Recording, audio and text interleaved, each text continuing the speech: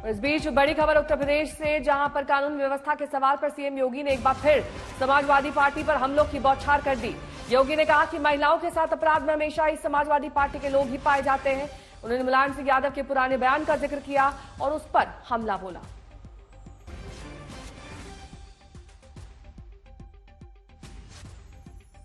ये सरकार महिला सुरक्षा के प्रति पूरी तरह गंभीर है और उस गंभीरता का परिणाम ही है कि प्रदेश के अंदर इस सरकार ने आने के बाद सबसे पहले शोहदों पर लगाम कसने के लिए जो कार्रवाई की एंटी रोमियो स्क्वाड का गठन, उसका एक उदाहरण है। और मुझे बताते हुए दुख है कि एंटी रोमियो स्क्वाड का जब हमने गठन किया था, सबसे पहले समाजवादी पार्टी ने इसका विरोध किया था, उसने विरोध किया था।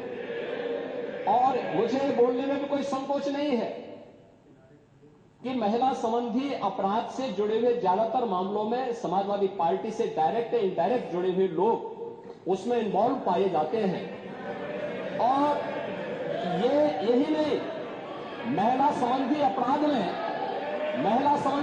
में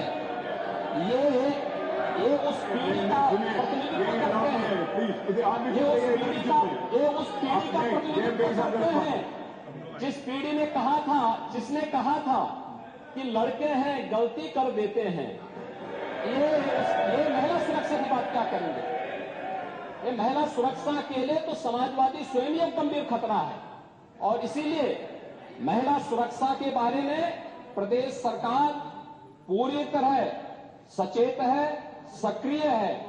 हर बेटी को भी, हर व्यापारी को भी सुरक्षा प्रदान करने के लिए पूरी तरह प्रतिबद्ध है। तो उत्तर प्रदेश में लव जिहाद किया तो अब खैर नहीं, क्योंकि योगी सरकार ने लव जिहाद पर सख्त कानूनी शिकंजा लगाने की तैयारी कर ली है। आज यूपी विधानसभा में विपक्ष के हंगामे के बीच लव जिहाद के खिलाफ नया बिल पास हो सकता है, जिसके तहत लव जिहाद का आरोप साबित होने पर उम्र कैद की सजा का प्रावधान होगा। यूपी सरकार ने इससे पहले विधानसभा में धर्म संपरिवर्तन प्रतिषेध विधेयक 2021 पारित किया था। इस विधेयक में 1 से 10 साल की सजा का प्रावधान था। इस विधेयक के तहत सिर्फ शादी में किया गया धर्म परिवर्तन अमान्य था। झूठ बोलकर, धोखा देकर धर्म परिवर्तन को अपराध माना गया था। विधेयक में जबरन या धोखे से धर्म परिवर्तन के लिए 15,000 रुपए जुर्माने के साथ 1 से 5 साल की सजा का प्रावधान था। लेकिन अब कानून को सख्त करके उम्र कैद तक की सजा का प्रावधान किया गया, यानी सजा का प्रावधान अब दोगुना कर दिया गया है। तो लव जिहाद के दायरे में क्या कुछ आता है? छिपाकर धर्म बदलवाना, झूठ बोलकर धर्म बदलवाना, धर्म परिवर्तन के लिए फंडिंग करना, इसके साथ ही डर दिखाकर धर्म बदलवाना, ये भी लव जिहाद के दायरे में आता है। बल प्रयोग से शादी करना।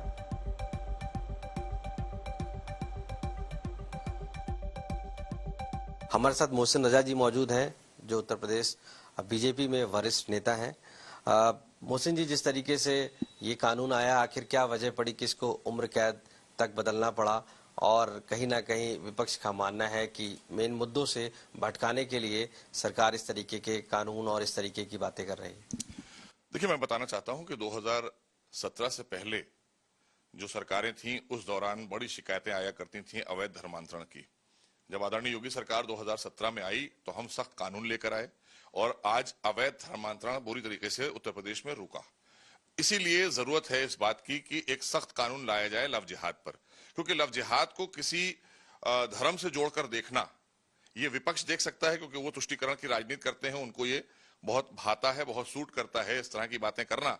लेकिन हम सबका साथ, सबका विकास और सबको सुरक्षा देना, सबको व्यवस्था देना, क्योंकि ना उन्होंने सुरक्षा दी थी, ना वो व्यवस्था दे पाए, इसीलिए वो सत्ता से बाहर हैं। तो विपक्ष इस पर इसलिए चीख पुकार करता है क्योंकि उन्हें नहीं चाहिए कि हमारी बेटियां सुरक्षित हों, हमारी बेटियों के साथ इस तरह का कोई कृत्य ना हो सके, कोई अपना नाम परिवर्तन करके और बच्चियों की जिंदगियों से खेले। हमारी बेटी हो, आपकी बेटी हो, आपको सोचना पड़ेगा कि इस तरह के लोग जो नाम बदल कर बच्चियों को बहला फुसला कर और उनसे विवाह करने के बाद छोड़ देते हैं, तो उनके खिलाफ कड़ी कार्रवाई अगर नहीं होगी तो इस तरह की चीजें नहीं रुक पाएंगी, जैसे लव जिहाद नहीं रुक पा रहा था। लव जिहाद को रोकने के लिए आदरणीय योगी सरकार ने सख्त कानून बनाया, रुक गया। ऐसे ही आदरणीय योगी सरकार ने यह कानून जनहित के लिए बनाया है, ये सर्वधर्म के लिए है, कोई किसी एक धर्म जाति के लिए नहीं बनाया गया है। विपक्ष ये सब चीजों पर जानबूझकर इस तरह की बातें करता है क्योंकि वो नहीं चाहता है कानून व्यवस्था बेहतर हो। कुमार अभिषेक हमारे साथ हमारे सहयोगी इस वक्त जुड़ चुके हैं और जानकारी के साथ। कुमार अभिषेक, 2020 में हालांकि कानून लाया गया था जिसको और सख्त करने की तैयारी अब सरकार की दिख रही है, जिसमें सबसे महत्वपूर्ण तो यही कि अब जो सजा है वो उम्र कैद, मैक्सिमम उम्र कैद की हो गई। देखिए, इसमें दो बड़े अहम संशोधन हैं। पहला संशोधन यह है कि जो 10 साल की सजा है उसको उम्र कैद तक में बदला जाएगा, ये एक बड़ा संशोधन है। और दूसरा ये है कि पहले जो कंप्लेनेंट था वो सिर्फ परिवार का कोई सदस्य हो सकता था, जिससे ब्लड रिलेशन हो, माँ बाप भाई बहन इस तरीके के, लेकिन अब कोई भी अगर शिकायत करेगा तो फिर इस पर कार्रवाई होगी। ये बड़ा अहम संशोधन है। देखिए, इसकी पीछे की वजह भी 2020 से लेकर के 2024 4 साल हो गए, लेकिन अभी तक ये डेटा मौजूद नहीं है कि क्या ये कितना बड़ा डिटरेंस साबित हुआ है। लेकिन सरकार के कई लोग, खास करके पूर्व मंत्री, उनसे जब मेरी बात हुई तो उन्होंने कहा कि देखिए, ये हम लोग इसको 2020 में लेकर के आए थे, ये अच्छा भी रहा, लेकिन ये पूरी तरीके से डिटरेंट साबित नहीं हो पाया है, इसलिए संशोधन करने की जरूरत पड़ रही है। लेकिन इसमें एक और पहलू है, और वो पहलू ये है कि मुख्यमंत्री योगी आदित्यनाथ उग्र हिंदुत्व की तरफ बढ़ते हुए दिख रहे हैं। आप देखिए कि जिस तरीके से कांवड़ यात्रा में नेम प्लेट की बात आई और अब इसी कानून को और कड़ा किया जा रहा है, तो जब मुख्यमंत्री योगी आदित्यनाथ पर थोड़ा भी संकट आता है, वो कहीं ना कहीं उनका वो उग्र हिंदुत्व का जो लेवल है वो थोड़ा बढ़ता है, और बहुत सारे लोग इसको उस नजरिए से भी देख रहे हैं। हालांकि ये कानून पहले से है, फिलहाल उस कानून के डिटेल्स अभी तक ये नहीं आए कि आखिर उसमें कितने लोगों को पकड़ा गया, कितनों को सजा हुई, इसका कोई डेटा मौजूद नहीं है। लेकिन नए तरीके से संशोधन की शुरुआत हो गई और दिन के 2:30 बजे के आसपास इस पर चर्चा होगी। कहा यह जा रहा है कि संशोधन विपक्ष की तरफ से, समाजवादी पार्टी की तरफ से भी आ रहा है और इस पर हो सकता है कि इस पर चर्चा हो और आज इस बिल को पास कराया जा सकता है। तो मुख्यतः दो चीजों पर ध्यान रखना है। सांसद इमरान मसूद क्या कुछ कह रहे हैं, आपको सुना देते हैं। नेता इमरान मसूद इस वक्त हमारे साथ बातचीत करने के लिए मौजूद हैं। सर, उत्तर प्रदेश में लव जिहाद को लेकर के विधेयक पेश किया जा रहा है और कहा जा रहा है कि उम्र कैद जैसी सजा होगी, आखिर ये क्यों किया जा रहा है? देखिए, ये इधर उधर की बातें करते रहते हैं। मैं लव जिहाद को कोई अच्छी चीज नहीं मानता कि लव जिहाद नाम जहां से लेके आए। लव जिहाद मतलब क्या है? क्या इस देश के अंदर हिंदू लड़कियों ने मुस्लिमों से शादी नहीं करी या मुस्लिम लड़कियों ने हिंदुओं से शादी नहीं करी? लगातार पहले से हो रहा है, कोई आज कोई नया थोड़ी ना हो गया इसके अंदर। पहले अपनी पार्टी के अंदर देख लें, उनके ऊपर क्या कार्रवाई करेंगे जो इनकी पार्टी के अंदर है। तो ये चीज नहीं है। बात आज इस वक्त सबसे ज्यादा जरूरी जो देश के अंदर है, जो भीड़ नियंत्रित होकर के काम कर रही है, सबसे पहले उस भीड़ को नियंत्रित करने का काम करें, कानून उसके ऊपर लाए सख्त। नहीं, धर्म परिवर्तन को लेकर के भी कहा गया कि इस पर भी जो फंडिंग हो रही है उस पर कड़े कदम उठाए जाएंगे। कोई फंडिंग नहीं हो रही है। इनके पास कौन से इनपुट्स हैं, कहां से ये लेकर आते हैं, कहां से बनाते हैं? इनका अपना एजेंडा है, केवल अपना एजेंडा चलाना चाहते हैं और नफरत का एजेंडा है। देश के अंदर मुसलमान को टारगेट करके नफरत करते हैं, इसके अलावा कुछ। इस तरीके के एजेंडे किस वजह से किए जा रहे हैं उत्तर प्रदेश में? आखिर ऐसा है, 46 सीटें 43 सीटें हारे हैं। हार की बौखलाहट है, इसके अलावा कुछ भी नहीं है। पहले लोगों से बताए ना, गन्ने का किसान का भुगतान का क्या हुआ, नौजवान के रोजगार का क्या हुआ? ना किसान पे बात करेंगे, ना नौजवान पे बात करेंगे, बस मुसलमान मुसलमान, हिंदू मुसलमान। क्या इस मुद्दे को आप लोग संसद में उठा रहे हैं, इस पूरे मामले को लेकर? देखिए, अभी देखते हैं, क्योंकि बहुत सारे कानून केंद्रीय कानून है, उनके ऊपर दूसरे कानून नाफिज नहीं हो सकते। अभी देखते हैं इनमें क्या हो सकता है। वहीं अयोध्या के सांसद अवधेश प्रसाद ने क्या कहा इस मसले पर, हमारे सहयोगी जितेंद्र की रिपोर्ट। फैजाबाद से समाजवादी पार्टी सांसद अवधेश प्रसाद जी, सर, इस तरीके का विधेयक लाया जा रहा है, उसको लेकर के आप क्या कहेंगे उत्तर प्रदेश में? देखिए, ऐसा है, उत्तर प्रदेश की हालत बहुत ही खराब है। चाहे किसान हो, चाहे युवा हो, चाहे कर्मचारी हो, चाहे व्यापारी, बहुत खराब है। सबसे ज्यादा तो किसान की हालत खराब है। किसान परेशान है, उसकी तरफ कोई समस्या का निदान नहीं है। हमारे गौशालाओं में बड़े पैमाने में रोज गायें भूख से मर रही हैं, पानी नहीं हो, तार नहीं है, दवाई नहीं है, जीसीबी खड़ी हुई, उनको गाड़ दिया जाता है। तो मेरा कहने का मतलब ये है, ये तमाम समस्याएं हैं, इस समस्याओं को निवारण करने के लिए, निजात पाने के लिए सरकार के पास कोई काम नहीं है। तो इसलिए लव जिहाद और क्या क्या क्या, इसी में लोगों को ध्यान को भटकाने के लिए, महंगाई की चर्चा न हो, बेरोजगारी चर्चा न हो, किसानों को फसल की चर्चा न हो और ये ट्रांसफार्मर जल है इसकी चर्चा न हो। अब लव जिहाद पे चर्चा, तो लोगों को ध्यान से बताने के लिए दूसरी तरफ चर्चा हो, इसलिए किया गया है, यही है। तो संशोधन जो किए गए उसमें अहम ये कि उम्र कैद तक की सजा का प्रावधान लव जिहाद पर है। कहां कहां कानून ये लाया जाएगा? हिमाचल प्रदेश, उत्तराखंड, उत्तर प्रदेश, हरियाणा, एमपी, झारखंड, गुजरात, कर्नाटक, इन सभी राज्यों में लव जिहाद पर कानून लाने का प्लान है। दायरे में क्या कुछ आता है लव जिहाद के? पहचान बदलकर शादी करना, झूठ बोलकर जबरन धर्म बदलवाना, छिपाकर धर्म बदलवाना, धर्म बदलने के लिए दबाव डालना, धर्म परिवर्तन के लिए फंडिंग करना, ये सब लव जिहाद के दायरे में आता है। डर दिखाकर धर्म बदलवाना। अब बात बारिश की। गुजरात भी पिछले कई दिनों से कुदरत के कोहराम का सामना कर रहा है। गुजरात के कई शहरों में बेहिसाब बारिश हो रही है।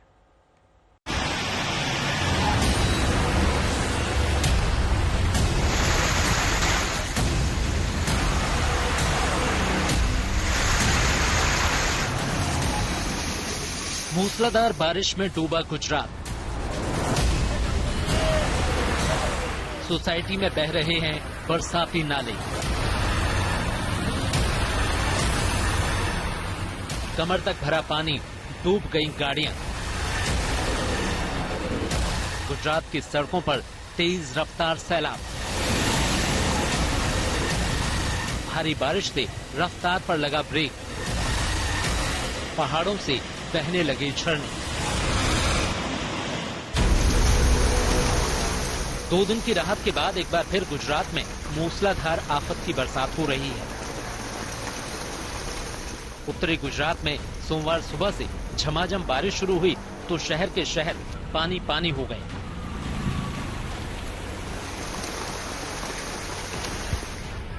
ये तस्वीरें मेहसाणा की हैं, जहां मूसलाधार बारिश के बाद इतना पानी भरा कि लोगों को निकालने के लिए रेस्क्यू ऑपरेशन चलाना पड़ा। मूसलाधार बारिश ने खेड़ा जिले में ऐसा कहर ढाया कि सड़कों पर बरसाती नाले बहने लगे। मेन रोड से लेकर सोसाइटी तक में सड़कों पर कमर तक पानी भर गया। गाड़ियां पानी में डूब गई। इन तस्वीरों को जरा गौर से देखिए। बारिश से पानी का जल स्तर इतनी तेजी से बढ़ा कि कार और कार सवार को बचाने के लिए जेसीबी मशीन की मदद लेनी पड़ी। अब जरा खेड़ा जिले की सड़क को देखिए। पिछले 2 साल से लोग नडियाद को अहमदाबाद तक जोड़ने वाली सड़क का इंतजार कर रहे थे, लेकिन सड़क बने अभी 6 महीने भी नहीं गुजरे कि पानी सालों की उम्मीदों को बहा ले गया। उत्तरी गुजरात के साबरकांठा, अरावली, मेहसाणा, बनासकांठा में 2 से 5 इंच बारिश दर्ज की गई। नडियाद में भारी जलभराव देखने को मिला। बोरसद में 14 इंच बारिश दर्ज की गई।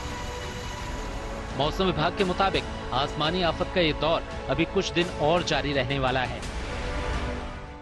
गुजरात रीजन पे एक साइक्लोनिक नॉर्थ ईस्ट अरेबियन सी और सौराष्ट्र कच्छ के आसपास एक साइक्लोनिक सर्कुलेशन बना हुआ है और इसके साथ ही 20 डिग्री नॉर्थ लेटीट्यूड पे एक सियर जोन पैटर्न बना है और साउथ गुजरात में ऑफशोर ट्रफ परसिस्ट कर रहा है, जिसके लिए आज के लिए गुजरात रीजन के सारे डिस्ट्रिक्ट कवर है, जिसमें very heavy to heavy rainfall की वार्निंग है और साथ में ऑरेंज अलर्ट जारी है। गुजरात में मौसम विभाग ने अगले 7 दिनों तक बारिश की भविष्यवाणी की है। आज पोरबंदर, द्वारका, मोरबी, जामनगर, गिर सोमनाथ, बोटाद में भारी बारिश के साथ येलो अलर्ट जारी किया गया है। अब तक गुजरात में सामान्य के मुकाबले 418 मिलीमीटर बारिश हुई है, जो 18% ज्यादा है। ये तस्वीरें महिसागर की हैं। क्या गलियां और क्या सड़कें, हर जगह पानी ही पानी। महिसागर में महज 4 घंटे में 6 इंच बारिश। संसद में भी वायनाड लैंडस्लाइड हादसे का मुद्दा गूंजा। जेपी नड्डा ने क्या कुछ कहा, सुनिए।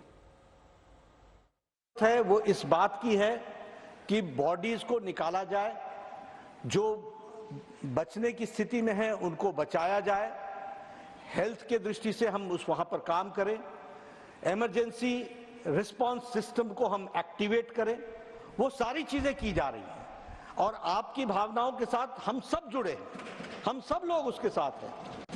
और फिर से मैं एक ही बात कहना चाहूंगा कि मोदी जी के नेतृत्व में चलने वाली सरकार प्रोएक्टिव है, प्रो रिस्पॉन्सिव है और उसको हम पूरा करेंगे।